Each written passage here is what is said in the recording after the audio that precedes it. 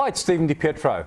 A few people have asked me to share some stories of what I see in my business, so I'm going to start with a story right now about a day not long ago when I went into the big concrete jungle and walked into a big boardroom with about 20-something people in there, all about 30-something years old, gnawing away on their lunches while I'm doing my presentation of their mystery shopping results.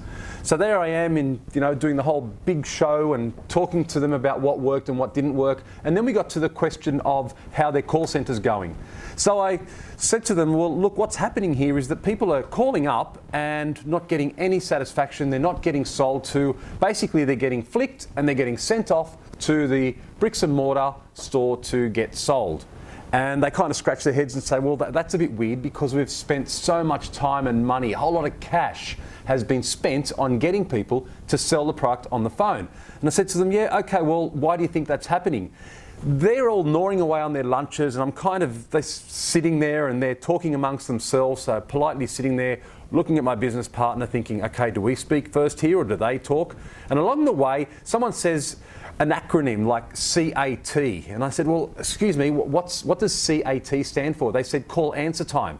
I said, well, what's that got to do with anything? They looked at me like I was stupid and said well, call's answer time is the amount of time it takes to answer the call from the moment you call to the moment you hang up. And the quicker that is, the better, because of course we're trying to save costs, like I'm some sort of moron.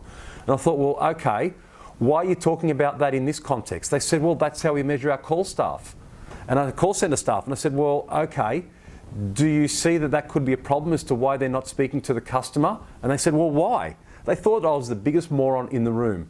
And I said, well, imagine I call up and, I call up for the product and your call center staff is sitting there thinking, well, I've got to get off the phone, I've got to get off the phone, got to get off the phone, got to get off the phone. And they flick me off the phone and they send me off to the bricks and mortar store to get sold on. Don't you think that's what's going to happen?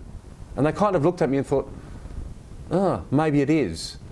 The point here is you do get the behaviour you measure. You want to get people to sell, measure sales. You want people to measure to get off the phone quickly, measure that. Just don't measure the wrong thing. Unfortunately, people get stuck in this world of the big forest and they just can't see what they should be doing as opposed to what they are doing.